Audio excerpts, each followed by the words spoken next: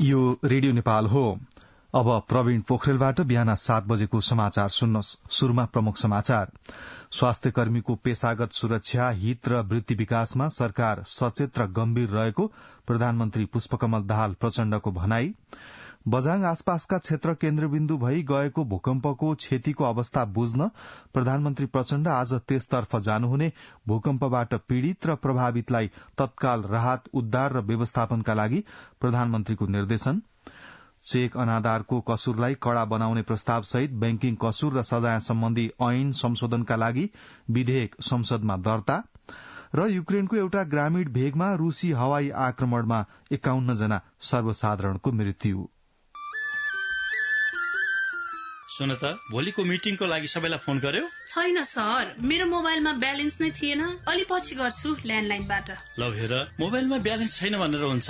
तिमीलाई थाहा छैन? यस कार्यालयले नेपाल टेलिकमको कर्पोरेट युजर ग्रुप अर्थात सीयूजी सेवा लिएको छ। तिम्रो नम्बरलाई पनि सीयूजीमा सहभागी गराउ न। अनि सर, मेरो त प्रिपेड नम्बर हो नि। अहिले नेपाल टेलिकमले प्रिपेड र पोस्टपेड दुवै फोनमा सीयूजी सेवा लागू गरिसकेको छ। सीयूजीमा आबद्ध भएपछि हाम्रो कर्मचारीहरू बीच निशुल्क र नेपाल टेलिकमको नेटवर्कमा सस्तो दरमा फोन तथा एसएमएस गर्न र डाटा चलाउन पाइन्छ नि। तिमीलाई थप जानकारी चाहिएमा नेपाल टेलिकमको वेबसाइट www.ntc.net.np मा हेर न। नेपाल टेलिकम, राष्ट्रको संचार।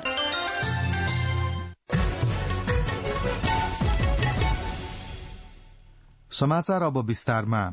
प्रधानमन्त्री पुष्पकमल दाहाल प्रचण्डले स्वास्थ्य कर्मीको पेशागत सुरक्षा, हित र वृत्ति विकासमा सरकार सचेत र गम्भीर रहेको बताउनु भएको छ।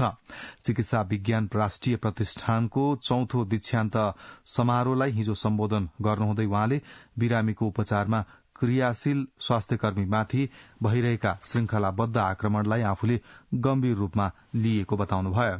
प्रधानमन्त्री प्रचण्डले पूर्ण भरोसा र आत्मविश्वासका साथ बिरामीको उपचारमा सक्रिय रहन चिकित्सकहरूलाई आह्वान पनि गर्नुभयो। प्रतिष्ठानका कुलपति समेत रहनुभएका प्रधानमन्त्री प्रचण्डले स्वास्थ्य क्षेत्रमा नेपालकै पुरानो र भरपर्दो तथा गुणस्तरीय सेवा प्रदान गर्दै आइरहेको चिकित्सा विज्ञान राष्ट्रिय प्रतिष्ठान वीर अस्पताललाई अझै विस्तार र सुविधा सम्पन्न बनाउन सरकारले थप लगानी गर्ने प्रतिबद्धता पनि व्यक्त गर्नुभयो। उहाँले नर्सिङ सेवासँग सम्बन्धित जटिलताहरू सम्बोधन गर्न सरकारले आवश्यक पहल लिने विश्वास पनि दिलाउनुभयो। प्रधानमन्त्री पुष्पकमल दाहाल प्रचण्डले आज भूकम्प प्रभावित बझाङ लगायतका जिल्लाको स्थलगत भ्रमण गर्नुहुने भएको छ। यही असोज 16 गते गएको भूकम्पबाट सुदूरपश्चिममा 1 जनाको मृत्यु भएको छ भने केही घाइते भएका छन्। यसैबीच प्रधानमन्त्री प्रचण्डले बझाङ र आसपासका क्षेत्र केन्द्रबिन्दु भई गएको भूकम्पबाट पीड़ित र प्रभावित जनतालाई तत्काल राहत, उद्धार र व्यवस्थापनका लागि निर्देशन दिनुभएको छ। विपद जोखिम न्यूनीकरण तथा व्यवस्थापन प्राधिकरणको हिजो बसेको बैठकमा प्रधानमन्त्री प्रचण्डले भूकम्पबाट बझाङ र आसपासका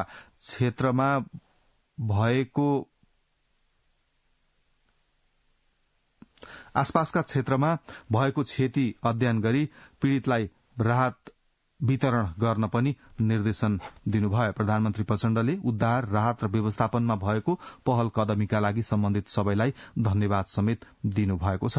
बैठकमा प्रधानमन्त्री प्रचण्डले प्राकृतिक विपदले सिर्जना गरेको संकटसँग जुझ्न तीनै तहका सरकार, नागरिक समाज, राजनीतिक दल तथा जनसमुदायको एकीकृत र समन्वयात्मक पहल कदमी जरूरी रहेको बताउनुभयो।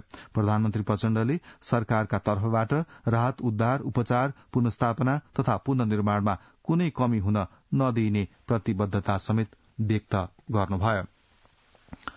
प्रधानमन्त्री पुष्पकमल दाहाल प्रचण्डसँग भाषा आयोगका अध्यक्ष सहितको पदाधिकारीले हिजो भेटवार्ता गर्नुभएको छ। प्रधानमन्त्री तथा मन्त्री परिषदको कार्यालय सिंहदरबारमा प्रधानमन्त्री प्रचण्डसँग आयोगका पदाधिकारीले आयोगभित्र रहेका व्यवस्थापनका आन्तरिक समस्या र तिनका समाधानबारे छलफल गर्नुभएको हो। हिजै नेपाल ट्रस्टका पदाधिकारीले प्रधानमन्त्री प्रचण्डसँग ट्रस्टका सम्पत्तिको अभिलेख राख्ने र उपयोगका विधिबारे पनि छलफल गर्नुभएको छ। यस्तै निर्माण व्यवसायी महासंघका अध्यक्ष रवि सिंह लगायतको प्रतिनिधि मण्डलले हिजै प्रधानमन्त्री प्रचण्डसँग भेटवार्ता गरेको छ। भुक्तानी सम्बन्धी आफूहरूको मागमा कुनै सुनवाई नभएको भन्दै महासंघले प्रधानमन्त्री प्रचण्डको ध्यानाकर्षण गराएको छ। सो अवसरमा प्रधानमन्त्री प्रचण्डले निर्माण व्यवसायीहरूको मागप्रति आफ्नो ध्यानाकर्षण भएको र मागको उचित सम्बोधन हुने बताउनु भएको छ। राष्ट्रपति रामचन्द्र पौडेल समक्ष नेपालका लागि विभिन्न देशका आवासीय तथा गैर आवासीय राजदूतले छुट्टा छुट्टै विशेष समारोहमा आफ्नो ओहदाको प्रमाणपत्र पेश गर्नुभएको छ। यसरी प्रमाणपत्र पेश गर्ने राजदूतहरूमा नेपालका लागि स्विजरल्याण्डका आवासीय राजदूत डेनियल मेउली मोन्टेलोन र युरोपियन युनियनका लोरेन्जो भेरोनिक हुनुहुन्छ। त्यस्तै नेपालका लागि स्वीडेन अधिराज्यका जन थेस्लेफ, हंगेरीका स्टफान साजबो र चेक गणतन्त्रका डाक्टर एलिस्का जिगोवा हुनुहुन्छ। समारोहमा परराष्ट्र मन्त्री नारायण प्रसाद साउदसहित नेपाल सरकारका उच्च पदस्थ अधिकारीहरू सहभागी हुनुहुन्थ्यो। नेकपा एमालेका अध्यक्ष केपी शर्मा ओलीले विविधतायुक्त देशलाई एकताबद्ध बनाउनु पर्नेमा जोड़ दिनु भएको छ। एमाले पार्टी कार्यालय च्यासलमा आयोजित कार्यक्रममा उहाँले विविधतामा एकता खोजेर अगाडि बढ़नु पर्नेमा जोड़ दिँदै समानतामा आधारित एकता र त्यो एकतामा आधारित राष्ट्रिय एकता अहिलेको आवश्यकता रहेको बताउनुभयो।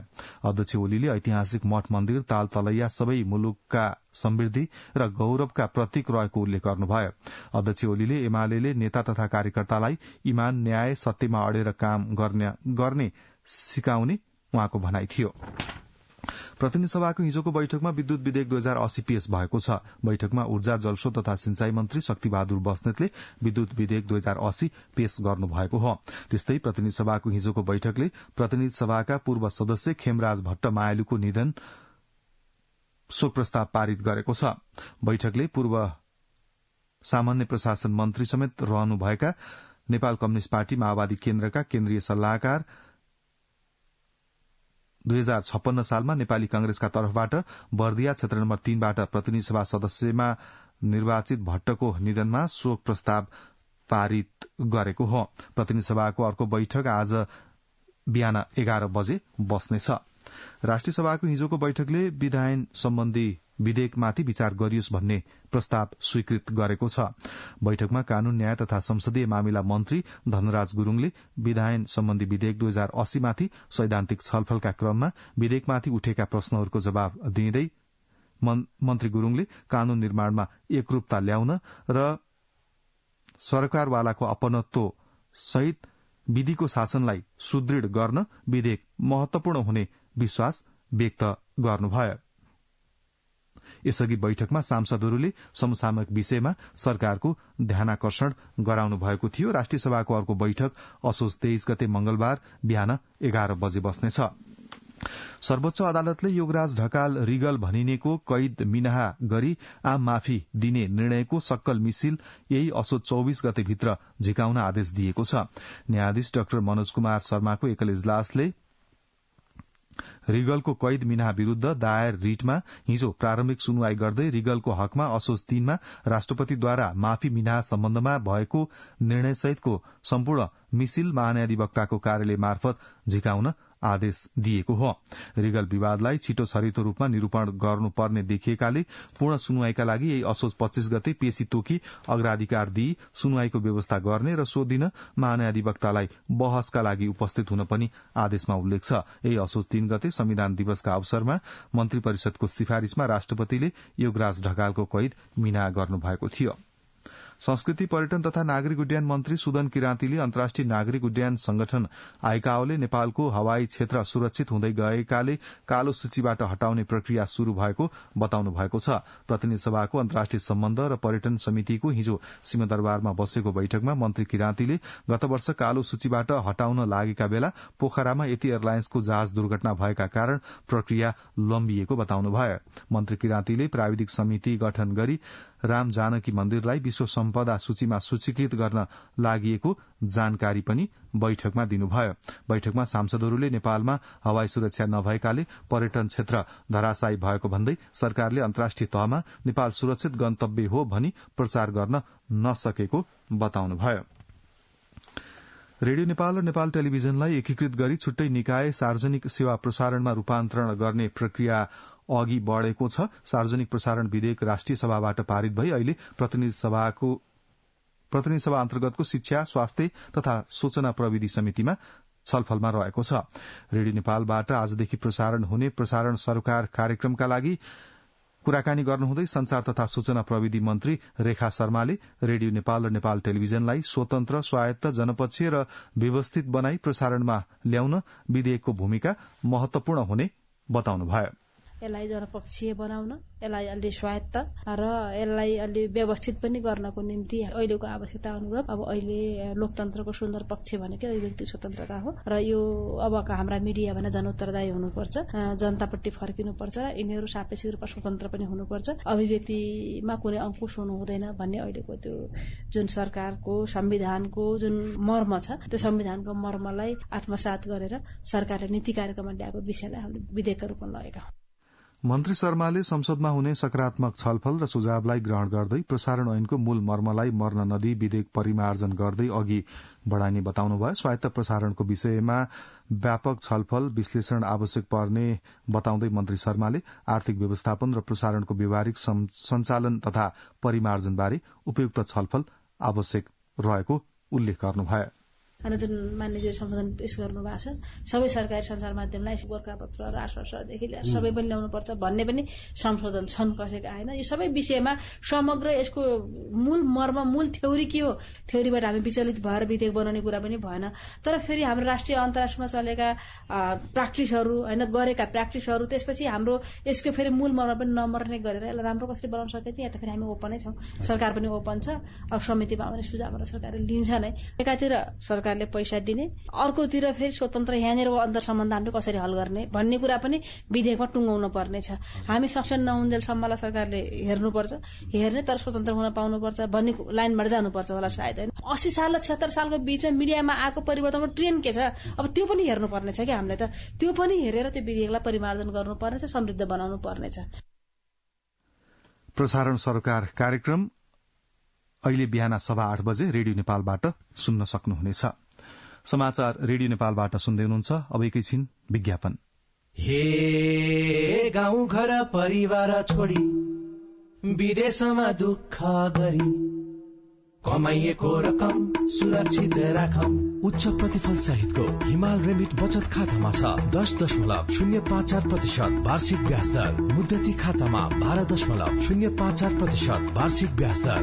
शून्य मौजदातमा खाता खोली 5 लाखसम्मको दुर्घटना मृत्यु बिमा र 5 लाखसम्मको निक्षेप सुरक्षाका साथै थुप्रै निशुल्क सुविधाहरू प्राप्त गर्नुहोस्। Himalayan bank limited. समाचारमा पुनः स्वागत छ। अब बाँकी समाचार। उपराष्ट्रपति रामसहाय प्रसाद यादवले धार्मिक ग्रन्थको अध्ययन र श्रवणले व्यक्तिको असल आचरण, शील, स्वभाव र चरित्र निर्माण गर्न सहयोग पुग्ने विश्वास व्यक्त गर्नुभएको छ।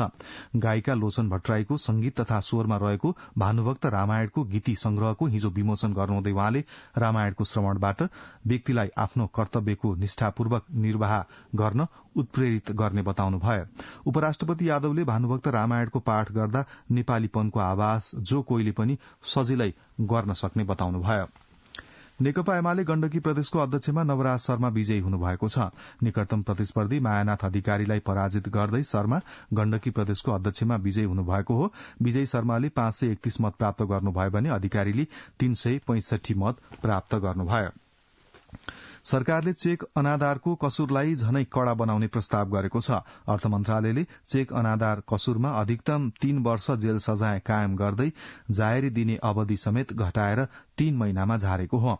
अर्थ मन्त्रालयले बैंकिङ कसुर तथा सजाय सम्बन्धी ऐन 2064 को दोस्रो संशोधनका लागि विधेयक तयार गरी संसदमा दर्ता गरेको छ। उक्त विधेयक अनुसार 1 महिनादेखि 2 वर्षसम्मको कैद सजायको व्यवस्था गरिएको छ। यसभन्दा अघि यस्तो सजाय 3 महिना मात्र रहेको थियो।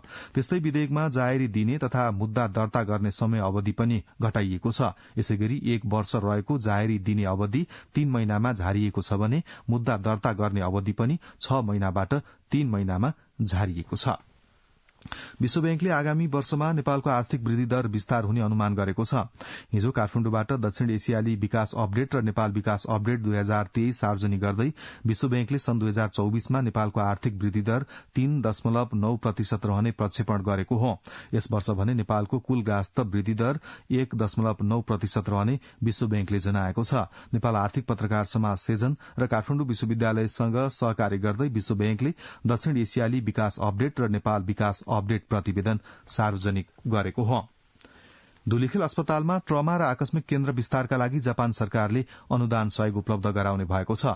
अर्थ मन्त्रालयमा हिजो एक कार्यक्रममा अर्थ सचिव कृष्णहरि पुष्कर र नेपालका लागि जापानका राजदूत किकुता युताकाको उपस्थितिमा अर्थ मन्त्रालयका सहसचिव श्रीकृष्ण नेपाल र जापानी अन्तर्राष्ट्रिय सहयोग नियोग जाईका नेपालका कार्यालयका प्रमुख प्रतिनिधि ओकुबो अकिमित्सुले द्विपक्षीय सम्झौतामा हस्ताक्षर गर्नुभयो।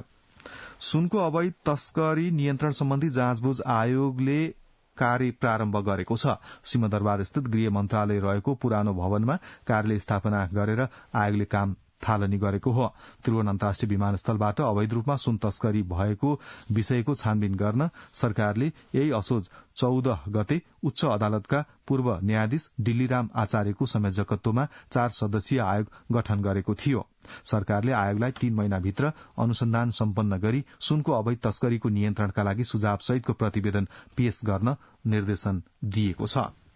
बाँकेको राप्ती नदी तटीय क्षेत्रका 100 किसानको करिब 25,000 बिघा कृषियोग्य उर्वर जमीन बगरमा परिणत भएको छ। राप्तीमा वर्षेनी आउने बाढ़ीले खेतमा बालुवा थुपारी दिने गरेकाले किसानहरू समस्यामा परेका छन्। नेपालगंजबाट संवाददाता नवीन गिरीको यो रिपोर्ट। खेतीयोग्य जमीन बगर र बालुवामा परिणत भएपछि डुडुवा गाउँपालिका वडा नम्बर 2 सिद्धनियाका किसानले न खेती गर्न पाएका छन् न त बालुवा नै बेचेर खर्च जोहो गर्न सक्ने अवस्था छ। बगर बनेको आफ्नो खेत हेरेरै चित्त बुझाउनु पर्ने बाध्यता छ। स्थानीय नन्नु खटिक हाम्रो खेत पानीमा परेछ, त्यसमा त हामी केही गर्न पाउँदैन। बाढी आउँछ त्यसमा हामी उत्पादन पाउँदैन गर्न, त्यो पुरै पानी हुन्छ त्यसमा केही हुँदैन। राप्ती किनारका किसानको जग्गा वर्षेनी नदीमा आउने बाढीले बगर बनाइदिएको छ। बचेको खेतमा पनि नदीले बालुवा थुपारी दिएपछि उत्पादन शून्य छ। बालुवा भरिएको खेतको मालपोत कहिलेसम्म बुझाइरहने भन्ने पिरलो किसानलाई छ। स्थानीय कुन्ती धोबी सब गंगा जी काटा चले गए, तब राहत ठौर नहीं मिला, तब हुआ जाना इलानी, कोई मोल खरीदा, कोई इलानी में कोई खरीद के बसा, ऐसे बसागा है। चारैतिर राप्तीले घेरिएको सिद्धनिया गाउँको विपन्नता उदेक लाग्दो छ। गरीबीले गाँजेको बस्तीमा साँझ बिहानको जोहोका लागि आफ्नो खेतमा थुप्रिएको बालुवा बेच्न खोजे पनि समस्या भोगिरहेको स्थानीयको दुखेसो छ। सिद्धनियाका विजय गोडिया पुलिसवालाले रोकिदिन्छ नि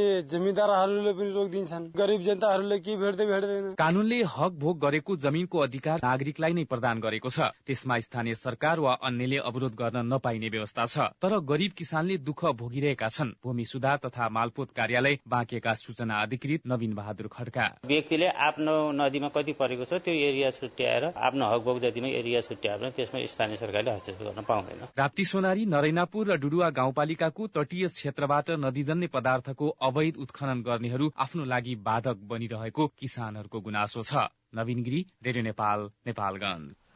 नेपाल नागरिक उड्डयन प्राधिकरणले साउदीको दमामका लागि उडेको नेपाल वायुसेना निगमको विमान गन्तव्यमै नपुगी फर्काएको घटनामा निगमका 2 जना व्यवस्थापकलाई कारवाही गरिएको जनाएको छ। विमानमा पटक पटक समस्या उत्पन्न हुँदा पनि त्यसलाई समाधान नगरी उडाएकोमा प्राधिकरणले उनीहरूलाई कारवाही गरेको हो। काठमाडौँबाट दमामका लागि उडेको विमान टिकास उपकरणमा समस्या देखिएपछि हिजो काठमाडौँ फर्काइएको थियो। पछिल्लो 5 वर्षमा कञ्चनपुरका 1 दर्जन भन्दा बढ़ी व्यक्तिले वन्य जन्तुको आक्रमणमा परि ज्यान गुमाउनु परेको छ भने कयौं व्यक्ति अंगभंग भएका छन्।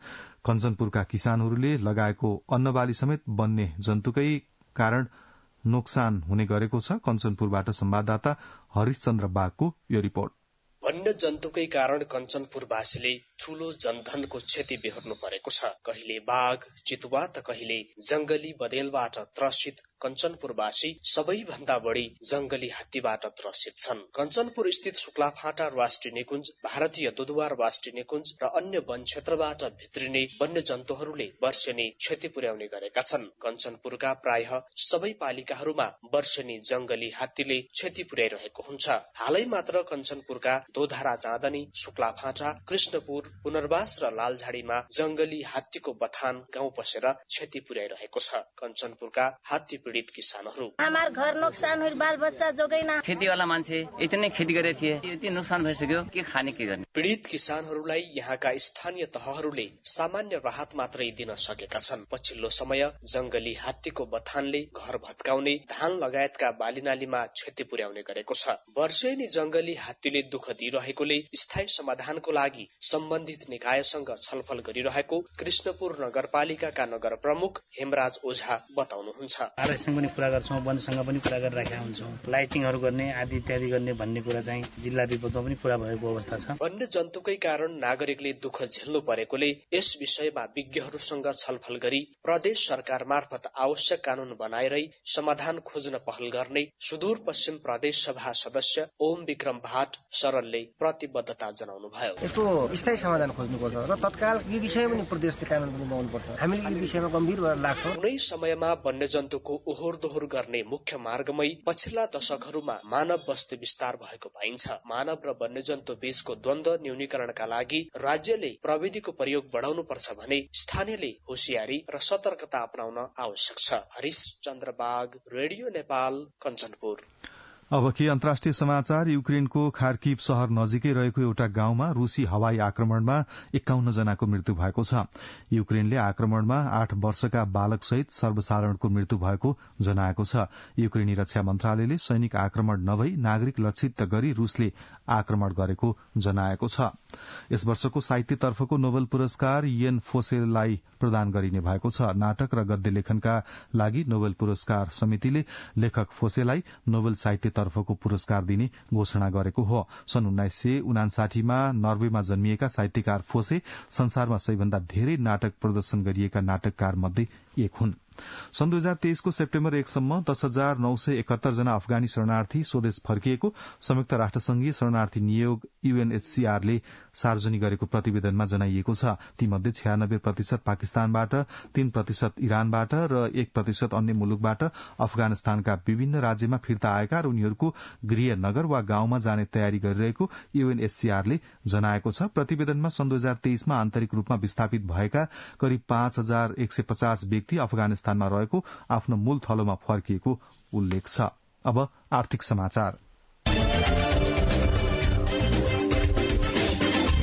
अर्थमन्त्री डाक्टर प्रकाश शरण महतले युवाका लागि स्वदेशमै रोजगारीका अवसर सिर्जना गर्न सरकार र निजी क्षेत्र मिलेर लाग्नुपर्ने बताउनु भएको छ। नेपाल तालिम तथा रोजगार व्यवसायी महासंघले बिहिबार काठमाडौँमा आयोजना गरेको सिपमूलक तालिमका सम्भावना र योजना विषयक अन्तर्क्रिया कार्यक्रमलाई सम्बोधन गर्नुहुँदै अर्थमन्त्री डाक्टर महतले बजारको माग बमोजिम व्यावसायिक र सिपमूलक तालिम प्रदान गरी युवालाई स्वदेशमै रोजगारीको अवसर दिन सके युवा पलायनमा कमी आउने बताउनुभयो। अर्थमन्त्री डाक्टर महतले देशभित्र र बाहिरका लागि दक्ष जनशक्ति उत्पादन गर्न तालिम तथा रोजगारका क्षेत्रमा सरकारले गर्ने काममा कहाँ के सुधार गर्नुपर्छ त्यसका लागि सरकार तयार रहेको पनि बताउनुभयो। कार्यक्रममा नेपाल तालिम तथा रोजगार व्यवसायी महासंघका महासचिव छत्र बमले प्राविधिक जनशक्तिको स्वदेश र विदेशमा समेत माग रहेकाले आफूहरूले रोजगारीमूलक तालिमहरूलाई विशेष महत्व दिई सञ्चालन गर्दै आएको बताउनुभयो। दशैं, तिहार, छठ लगायतका चाडपर्वलाई लक्षित गरेर व्यापारीले तातोपानी नाका भएर चीनबाट सामान आयात गर्न थालेपछि त्यस क्षेत्रमा चहल पहल बढ्दै गएको छ। तातोपानी नाकाबाट नेपाली व्यापारीले अहिले जाडोका लागि तयारी कपड़ा, जुत्ता चप्पल, तिहारका सामान, ऊनका सामग्री, विद्युतीय सामान ल्याउन थालेका तातोपानी सुक्खा बन्दरगाह भन्सार कार्यालयका प्रमुख दयानन्द केसीले बताउनुभयो। सुरेन्द्र मणि त्रिपाठी। अब खेल समाचार। एशियन गेम्स अन्तर्गत करातेको पहिलो दिन नेपालका 3 खेलाड़ीले प्रतिस्पर्धा गरेका छन्। तीनै खेलाड़ी पराजित हुँदै प्रतियोगिताबाट बाहिरिएका छन्। लिम्पिङ स्पोर्ट्स सेन्टर जिङज्याङमा भएको पुरुष 75 केजी मुनि नेपालका शेखु मोहम्मद आलम काजकिस्तानका खेलाड़ीसँग पराजित भए। काजकिस्तानका टुरुन्तकान्त अजिखान्चोले शेखुलाई 5-0 ले पराजित गरे। रिपिन्चेकको पहिलो बाउटमा बाई पाएका शेखु रिपिन्चेकै अर्को बाउटमा भने किर्गिस्तानका नजिम नुरानसँग 2-0 ले चुके। एकल काँटाको पुरुषमा सोनिम मानन्दर तथा महिलामा एलिसा मगर राजकोटी पनि अघि बढ्न सकेनन्। सोनिमले 38.30 तथा एलिसाले 37.3 अंक जोडे। करातेबाट अब 5 खेलाड़ीले प्रतिस्पर्धा गर्न बाँकी छ। भारोत्तोलनमा नेपालका विशाल सिंह विष्टले दुर्लभ कीर्तिमान स्थापित गरेका छन्। बिहिबार चियोस स्पोर्ट्स सेन्टर जिमजाङमा भएको पुरुष 96 केजी तौल समूहमा विशालले 3 राष्ट्रिय कीर्तिमान सहित कुनै पनि खेलाड़ीले कुलमा पहिलो पटक 301 केजी ओजन उठाउने अर्को दुर्लभ कीर्तिमान पनि स्थापित गरे। विशालले स्न्याचमा 133 केजी, क्लिन एन्ड जर्कमा 168 केजी र कुलमा 301 केजी भार वहन गर्दै आफ्नै नाममा रहेको राष्ट्रिय कीर्तिमानमा सुधार गरे। अझै अब मौसम आज देशभर आंशिकदेखि सामान्य बदलिरही कोशी, मधेस, बागमती र गण्डकी प्रदेशका केही स्थानका साथै अन्य केही स्थानमा मेघगर्जनसहित हल्का वर्षा हुने जल तथा मौसम विज्ञान विभागले जनाएको छ। गत 24 घण्टामा काठमाडौँ उपत्यकामा मापन गरिएको अधिकतम तापक्रम 28.6 डिग्री सेल्सियस, न्यूनतम तापक्रम 18.3 डिग्री सेल्सियस। अहिले बिहानको सापेक्षिक आर्द्रता 97%। आज दिउँसो काठमाडौँ उपत्यकाको अधिकतम तापक्रम 27 देखि 29 डिग्री सेल्सियसका बीच रहने अनुमान गरिएको छ। काठमाडौँ उपत्यकामा सूर्योदय अघि बिहान 5:59 भयो भने सूर्यास्त भरे साँझ 5:45 हुनेछ। अब अन्त्यमा यस प्रसारणका प्रमुख समाचार एकपटक फेरि सुन्नुहोस्। स्वास्थ्य कर्मीको पेशागत सुरक्षा, हित र वृत्ति विकासमा सरकार सचेत र गम्भीर रहेको प्रधानमन्त्री पुष्पकमल दाहाल प्रचण्डको भनाई। बझाङ आसपासका क्षेत्र केन्द्रबिन्दु भई गएको भूकम्पको क्षतिको अवस्था बुझ्न प्रधानमन्त्री प्रचण्ड आज त्यसतर्फ जानुहुने। भूकम्पबाट पीड़ित र प्रभावितलाई तत्काल राहत, उद्धार र व्यवस्थापनका लागि प्रधानमन्त्रीको निर्देशन। चेक अनादारको कसुरलाई कड़ा बनाउने प्रस्तावसहित बैंकिङ कसुर र सजाय सम्बन्धी ऐन संशोधनका लागि विधेयक संसदमा दर्ता। र युक्रेनको एउटा ग्रामीण भागमा रूसी हवाई आक्रमणमा 51 जना सर्वसाधारणको मृत्यु। यसका साथै बिहान 7 बजेको समाचार यही सकिन्छ। रेडियो नेपाल सुन्दै रहनुहोला। हवस् त, नमस्कार।